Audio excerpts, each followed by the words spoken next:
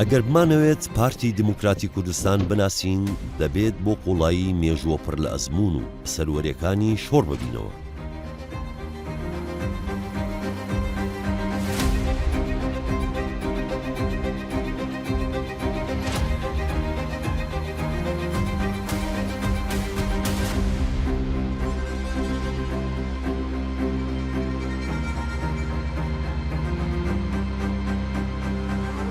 و فەرهەنگی ئێمەی کورد فەرهەنگی وەک عەرەبە تەسامح بووە، ینی پێکەوە گونجان بووە، پێکەوە ژیان بووە. تۆ ئێوە تەسەورەکەن کاتێککە عەرەبەکان نەتەوەکانی تر فارسەکان تورکەکان کە دەستیان ڕۆشتووە دەسەڵاتیان هەبووە بەسەر ئێمە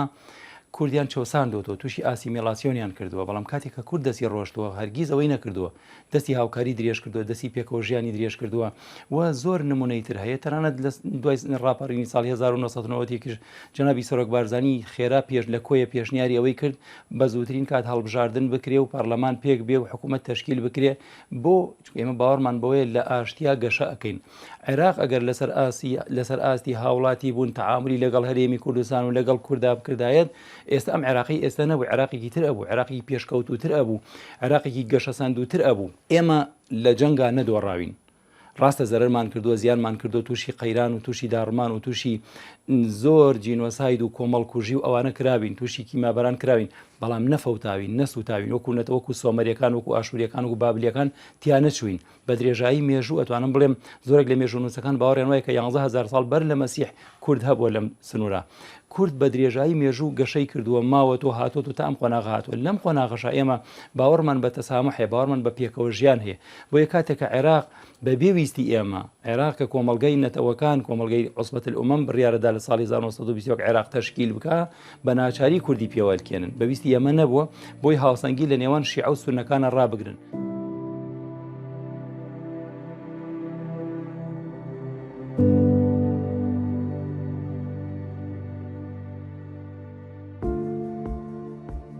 دامەزراندن و بنیادنانی پارتی هەڵقوڵاوی دید و بۆچوون و جیهانبینیەکانی بارزانی نەمر و هاوڕێکانێتی. هەنگاوی یەکەمی پارتی دیموکراسیەت بوو، بەڵام خەبات و تێکۆشانەکەشی دەرەنجام سەرکەوتنەکانی ئەمڕۆن. ئێمە میلەتێکی مەزلومی، ئێمە لەگەڵ هەموو عالەمی دنیا شتێکی عەداییمان نییە، لەگەڵ هەموو کەس دۆستین. پێشنیاری جەنابی بارزانی نەمر بۆی کە هەڵبژاردن لە عێراق بکرێ و ڕێگری بکرێ لەو دووبارە بوونەوەی ئینقیلابات و دەسەڵاتی با بڵێن دەستا و دەستکردنی ئاشتیانی دەسەڵات هەبێ لە عێراق بۆ ئەوەی ببێ بە دەوڵەتی مواتن و دەوڵەتێکی دیموکراسی. جێبەجێ نەکردنی ئەم مەطلب بۆ ئەم داواکاری بارزانی بۆتە هۆکار بەوەی کە عێراق تا ئێستاشی لەگەڵدا بێن نەبووە بە دەوڵەت، تا ئێستاش لەگەڵ کێشەکانی خۆی بەردەوامە، لە حەلەقەیەکی مفرەغ دەسوڕێتەوە و هیچ چارە نووسێکی دیار نییە بەڕاستی. پارتی لە ڕابردووی خۆی وە لە تاریخی حرەکەی تەحەڕوری کوردی هەمیشە پێداگر بووە لەسەر ئەوەی کە عێراق ببێ بە دەوڵەتێکی دیموکراسی و تێیدا هاوڵاتی کورد و عەرەب و مکەوناتی دیکەی عێراق هەست بکەن کە هاوڵاتی دەرەجەی یەکی ئەو دەوڵەتەن بەڕاستی. دوای 2005 پارتی موکڕتر بووە، پێداگر بووە بە تایبەتی لە کاتی نووسینەوەی دەستور کە دەستورەکە وا بکە دەوڵەتێکی دیموکراسی لە عێراق سەر پێ بخرێ و هاوڵاتی ببێتە سنتەر و هیچ هاوڵاتیەک لە عێراق دەرەجە دوو نەبێ. ئەگەر ئێمە سەیری ئێستای عێراق بکەین تاکە حەزب تاکەلایەن کە پێداگیرە لەسەر جێبەجێکردنی دەستور، تاکەلایەن کە پێداگیرە و مکوڕە لەسەر ئەوەی کە دەبێ ئەم دەوڵەتە تەحول بکە لە دەوڵەتی ئەشخاص بۆ دەوڵەتی موسسات و دەوڵەتی قانون. پارتی دیموکراتی کوردستانە.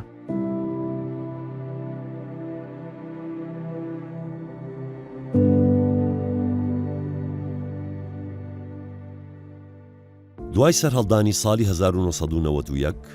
سەرۆک بارزانی بڕیارە گرنگەکەی هەڵبژاردننی سەرتاسەری لە کوردستاندا و ئیتر پارتی بەرەو دامەزراوەیی و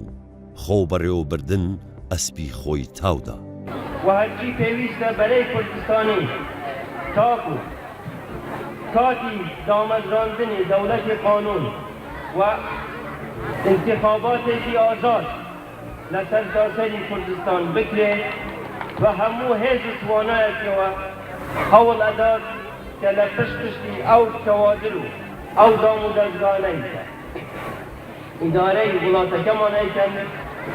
اما حاضرين بلان بهیش و اکنامانه صيغه معين فرض كين لسر جماوري جدي كل بلكو ابي كردستان ببي بنمونه ديمقراطي وازادي.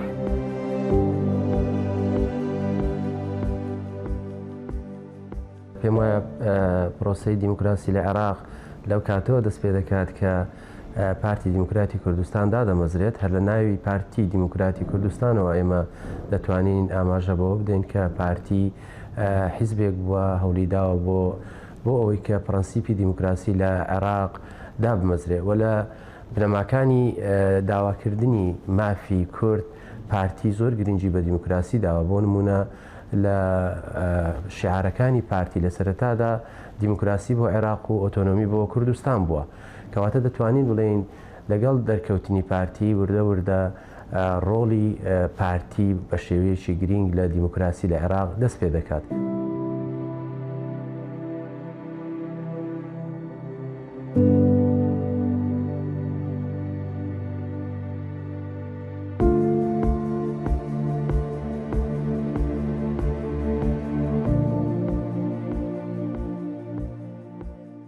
نەک تەنها لە سەردەمی جەنابی بارزانی نەمر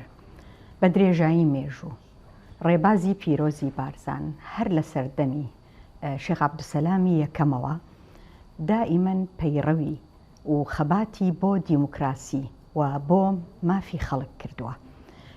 دەبینین پرەنسیپەکانی کە ڕێبازی پیرۆزی بارزان کاریان بۆ کردووە چەسپاندنی دیموکراسی بووە، عەدالەت، مافی خەڵک، یەکسانی هاوڵاتیان لە ماف بەبێ هیچ جیاوازیەکی نەتەوەیی ئاینی ڕەگەزی بە هەموو شێوەیەک. ئەگەر بین تەماشای وتە بە نرخەکەی جەنابی سەرۆک بارزانی بکەین دەفەرموێ ڕێبازی پارزان عەقیدەیە لە سێشت سەرچاوە دەگرێ: خواناسی و خواپەرستی، نیشتیمان پەروەری، مرۆڤ دۆستی. خۆی هەر ئەو سێشتا تەواو هەموو ئەو بنەمایانەی کە باسمان کرد خۆی تێدا دەبینیتەوە. پارتیمان بە پەیڕەوکردنی ڕێبازی پیرۆزی بارزان دەبینین درێژەی بەو نەهجە داوە، خەباتی بۆ دیموکراسی کردووە، بۆ بەدیهێنانی مافی خەڵک کردووە، خاصەتەن لەو دەیانەی ئەخیری سەدەی 2021. بۆیە دەبینین ئێستا زۆرێک لەو ئامانجانەی هەموو بەدەست هینایە.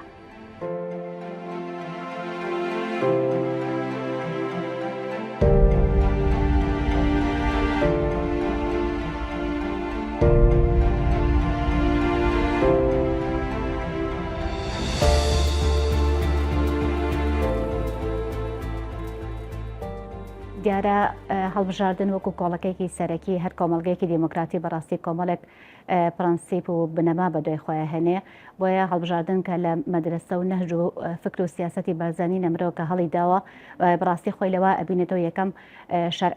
شەرعیەتدان بۆ دەستگا و ئەو ئۆرگانانەی کە هەم یاسا دەرەکەن و هەم جێبەجەکاری یاسان، چونکە ئەنجومەنی نوێنەرانی عێراقی ئێمە ئێستا لەبەردەم پرۆسەیەکی گرنگی هەڵبژاردنین دیارە ئەمە بەشداریکردنی هاوڵاتیانە لە هەڵبژاردننی نوێنەرانی خۆیان و لە بەشدارێکی سیاسیە بۆ ئەوەی کە بتوانن ئەو ئۆرگانە بە شێوەیەکی شەرعی کارا بکەن و جگە لەوەش بتوانەدان بە کابینەی حکوومەتی ئیتیحادی و هەروەها بەرنامەی کاری حکوومەتی ئیتیحادی.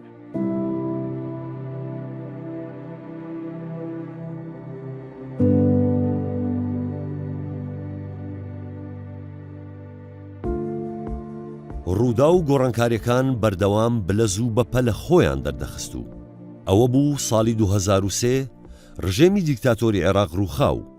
پارتی کە حیزبی پێشبینیەکان و دەرکردنی داهاتوەکانە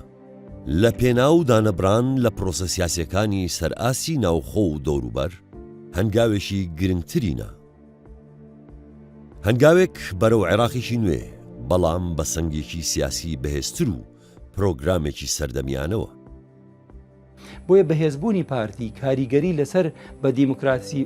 دیموکراتیزەبوونی عێراقیش هەیە بەگشتی و وەک عەرزم کردی خۆزگا عێراقیەکان بیریان لەوە بکردایەتەوە کە ئەم هەنگاوانەی پارتی خۆی مشتی مستەحیلمان نەکردووە، شتێکمان نەکردو بە عێراقیەکان نەکرێ، یان تەنانەت بە حیزبە سیاسیەکانی هەرێمی کوردستانی تریش نەکرێ، بە هەموو کەسێکە کرێ، بەڵام ئەوەیە لێبڕان گرنگە. یعنی من زۆر جار ئەم نمونەیەنەوە گەنجێک لە ئەبراهام لینکۆڵن پرسێ بەڕێز لینکۆڵن بڕیارم داوە یاسا بخوێنم، بڵێ سەرکەوتوو بم، ئەویش پێڵێ لە 150 تێپەڕاندووە ئەڵێ هێشتا هیچم نەکردووە هێشتا ئەڵێ نا بڕیارت داوە تۆ بڕیارت داوە بۆی ئینسان کاتێکە بڕیارەدا حیزبێکی سیاسی کاتێکە بڕیارەدا لە 150 کێشەکانی کۆتایی پێێنەوە پارتی بڕیاری داوە یەک خزمەت گوزار بێ بۆ تاک بە تاکیم هەرێمی کوردستانە دوو عامیلێکی خێر بێ لە عێراقا فاعیلێکی شەڕ نەبێ کە ئەمە زۆر گرنگە و سێش لەسەر ئاستی نێودەوڵەتیە یعنی ئیمانی باوە هەیە چەندی ئێمە بازنەی پەیوەندیەکانمان فراوان بێ ئەوەندە ئەتوانین دۆست و پشتیوان بۆ خۆمان زیاتر بکەین.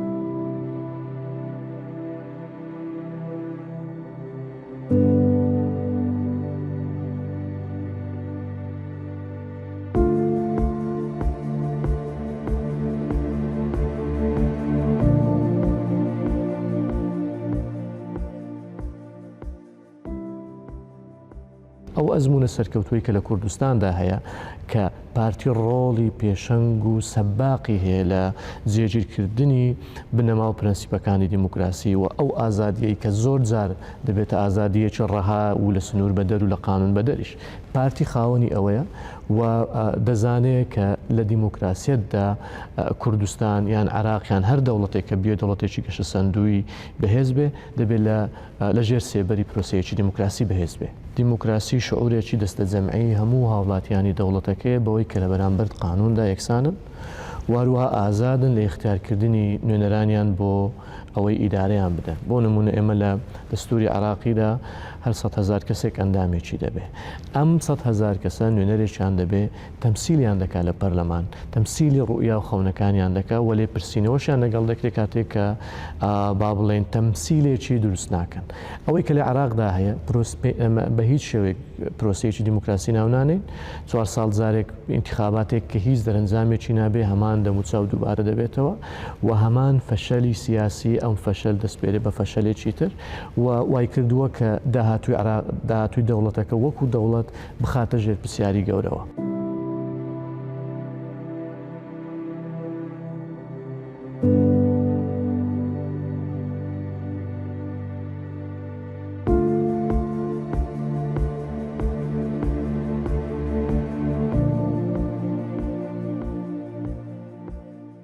ئێمە ئەگەر بگەڕێنەوە دوای ڕوخانی ڕژێمی بەعەز لە ساڵی 2023 و چسپاندنی دەستوری عێراقی و نووسینەوەی دەستوری عێراقی یەکێک لەو حیزبە سەرەکیانەی کە ڕۆڵی کاریگەری هەبووە لە نووسینەوەی دەستوری عێراقی و بە تایبەتیش جەنابی سەرۆک بارزانی ڕۆڵێکی گرنگی هەبووە لە نووسینەوەی دەستوری عێراقی و لە دەستوری عێراقیدا زۆر گرنگی بە بابەتی دیموکراسی و پاراستنی مافی مرۆڤ و مافی کەمەنەتەوایەتیەکان و هەموو ئەو بابەتانی کە پەیوەستە بە پرۆسەی دیموکراسی لە هەر وڵاتێک پارتی و سەرۆک بارزانی زۆر زەختیان لەسەر کردوتەوە. ئەوەش بە ئامانجیەوە بۆ کە گەلانی عێراق لەو نەهامەتیەی کە لە 100 ساڵی ڕابردوو تووشی بوونە لایەنی کەم لەسەریان کەم ببێتەوە و ژیانێکی خۆشگوزەران و ئارام بۆ تەواوی گەلانی عێراقدا بمەزرێ و بێتە هۆکارێک بۆ ئەوەی کە هەموو ئەو کارە ساتانەی بە تایبەتی بە سەرگەلی کووردا هاتۆ جارێکی دیکە دووبارە نەبێتەوە.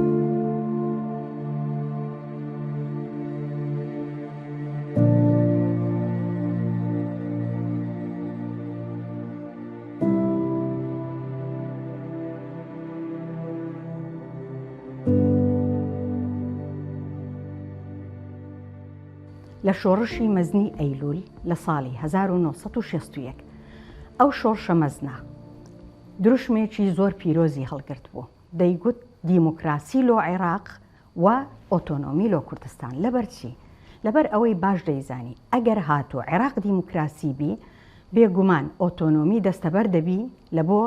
خەڵکی کورد و کوردستان و هەنگاوی گەورەتریش لە دوایوەی بۆ کورد دێتە ئاراوە. لە ساڵی 1970 لە ڕێککەوتنامەی 11 ئازار جەنابی بارزانی نەمر کە لەگەڕ عێراق ڕێککەوت داوای کرد یەک لە شتە ئەساسیەکان عێراق دەبی وڵاتەکی دیموکراسی بی لۆی مافی هەموو خەڵک تێدا پارێزراو بی و هەروەها هەڵبژاردننی ئەنجومەنی نوێنەرانی عێراق بکرێ بەڕە چاوکردنی فرەچەشنی پێکهاتەی وڵاتی عێراق بەداخەوە پاشی چەند ساڵێک ڕژێمی بەعەز لەم ڕێککەوتنامەیە پاشگەز بووەوە و هەموو شتێکیان تێکدا.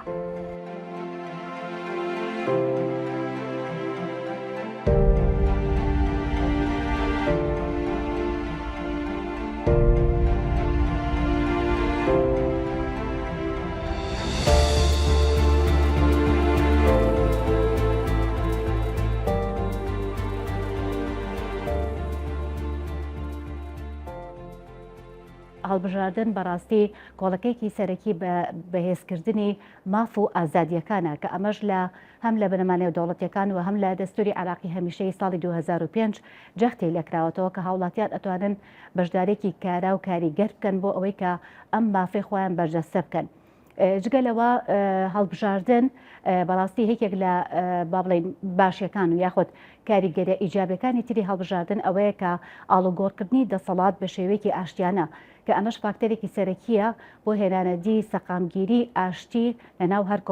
کۆمەڵگەیەکدا بۆیە ئەم کۆمەڵە بنەما و فاکتەرانە هۆکاری سەرەکین بۆ ئەوەی بڵێن کە هەڵبژاردن کۆڵەکەی سەرەکی کۆمەلگایەکی دیموکراتیە کە بارزانی نەمر وەکو باوکی ڕۆحینەتەوەی کورد هەمیشە کە هاوڵاتیان چقی سەرجەم گۆڕاگاریەکان بن لەناو کۆمەلگادا بۆیە هەڵبژاردن بەڕاستی لەو کاتەوە بە بڵێن پرۆسەیەکی دیموکراتی و بە پرۆسەیەکی گرنگ هەژمارکرا لەبەر ئەوەی کە کۆمەلگەیەکی مەدەنی بە دەرەنجام بەرهەم دێنێت.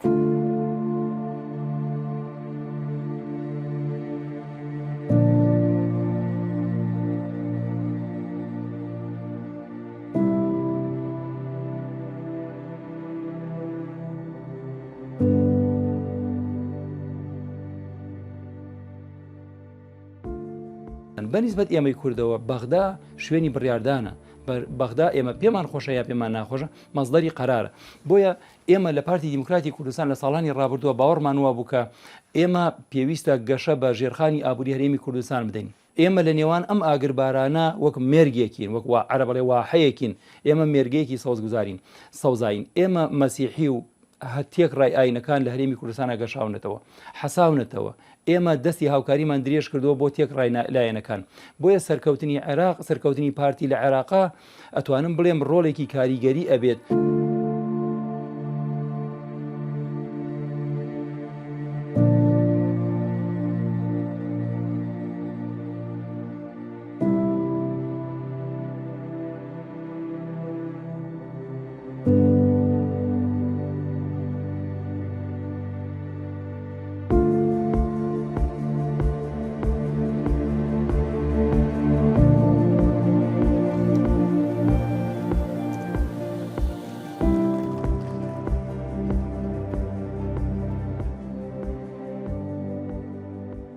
ئەو دیموکراسەتەی کە لە عێراقا وەکو هەوەی لوبنان دیموکراسیەکی تایبەتە بۆ ئەوی لەگەڵ عێراق و لەگەڵ پێکاتەکانی عێراق بگۆنجێ ئەو شعارەی کە هی ئەمڕۆ نییە هی حرەکەی تەحەڕڕی کردو لە تاریخی پارتیش لەوەی کە لەبەرەوەی کۆمەڵێک مکەوینات لەو دەوڵەتە دەژین دەبێت تەوافق و تەوازن و شەراکەت هەبێ و تەنانەت ئەساسی بنیادنانی دەوڵەتەکەش لەسەرەوە دروست بوو کە کورد و عەرەب شەریک و هاوبەشن لەو دەوڵەتە بۆیە ئەو دیموکراسیەتەی کە دەتوانێت عێراق بباتە پێشەوە لەسەر ئەو ئەساسانەدا دەمەزرێت کە تەوافق و تەوازن و شەراکەت هەبی لە نێوان پێکاتەکانی عێراق و هەموو لایەکی بەشدار بێرە دروستکردنی بڕیاری سیاسی و هەمووشیان هەست بکەن کە مواتنی ئەو وڵاتن. دوای 2023 ئاراستەکانی عێراق وەکو ڕابردووی خۆی بەرەو تاکلایانی دەڕوە بەرەو فرد تەفرید بسوڵتەوەک عەرەب دەڵێ بەرەو تاکڕەوی دەڕوە ئەمە وای کردووە کە ئەو مکەوینەی کە باڵا دەستە زاڵ بێ بەسەر ئەوانی دی و ئەوانی هەز بکەن کە پلە دوو دەرەجوو دوونا و هەمان ئەو تاریخی کە عێراق لە سەد ساڵی ڕابردوو هەیەی دیسان دووبارە دەبێتەوە و چارە نووسێکی نادیار چاوەڕێ بکە بۆیە پارتی ئەو جارە مکوڕە لەسەر جێبەجێکردنی دەستور وە گوتم و لە حملەی ئینتیخاباتیش ئەوەی جەنابی سەرۆک دوو پارتی کردەوە کۆمەڵێک مادەی دەستوری باس کرد ئێمە لە پارتی دموکراتی کوردستان دوو پارتی دەکەینەوە شەڕی ئێمە ئەو جارە لە بەغدا لەسەر جێبەجێکردنی تەواوی مادە دەستوریەکانە بۆ ئەوەی ئەم دەوڵەتە بمێنێتەوە بەهێز بێ.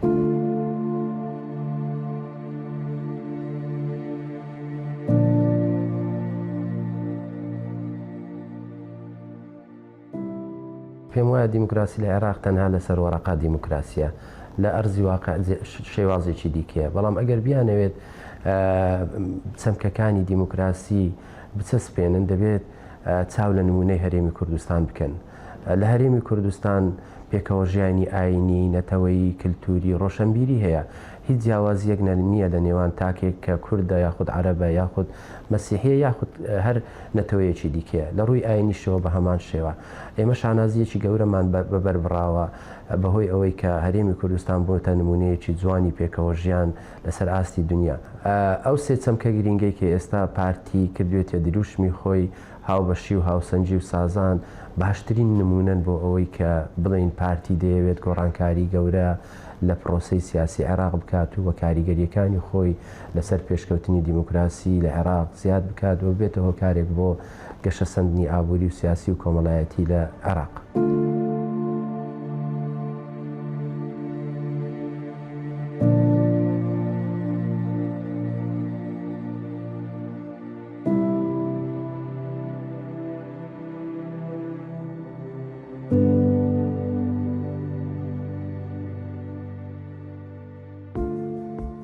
بێگومان ئەگەر پارتی بەهێز بێ ڕۆڵەکی زۆر باش دەبینی لەو ئەوەی ئەو دیموکراسی ڕاست کاتەوە لۆ ئەوەی دەستور باڵا دەست بێ و یاسا سەروەر بێ بێگومان و هەمووش دەزانین لە هەموو کاتێک کە پارتی باڵا دەست بووە نەک تەنها خەڵکی هەرێمی کوردستان بەڵکو هەموو خەڵکی عێراق حەساوە بووە لە خۆشگوزەرانیدا بووە بەڵام ئومێدێکی زۆر هەیە ئەگەر پارتی کورسی زیاتر بینی خەڵکەکە دەنگ بە پارتی بدا بێگومان لە ئەنجامی بەهێزبوونی پارتی ئەو دیموکراسیە بەرەو ڕاستبوونەوە دەچی زۆر گرنگە هاوبەشی ڕاستەقینە بین لەگەڵ هەموو دەسەڵاتەکانی عێراق لەگەر هەموو پێکاتەکانی عێراق هاوسەنجی هەبی لە هەموو شتێک کە ئەوەش بە دیموکراسی بەدیدێ و سازان هەبی یعنی دەبی هەموو لایەکان ڕازی بن بەوەی کە عێراق دەیکا لە بەرنامەی حکوومەت لە بەرنامەی هەموو دەسەڵاتە باڵایەکان لە عێراق دەبی ئەو شتە بەدی بکرێ و پارتی دائیمەن حزبێکی ئاشتی خواز بووە ئەگەر چی خۆ هەمومان دەزانین لە 2003ەوە تا ئێستا بە شانازیەوە پارتی گەورەترین حزبی عێراق و هەڵبژاردن لە دوو هەڵبژاردن دەنجی زیاد دەکا ئەوەش هۆکاری لۆچ دەگەڕێتەوە لۆی کە سیاسەتێکی ڕوون دیدگایەکی زۆر جوان و بەرچاو چەسپاوی هەیە خەڵکی کردی تا چەقی خزمەتگوزاری و سنتەری ئامانجەکانی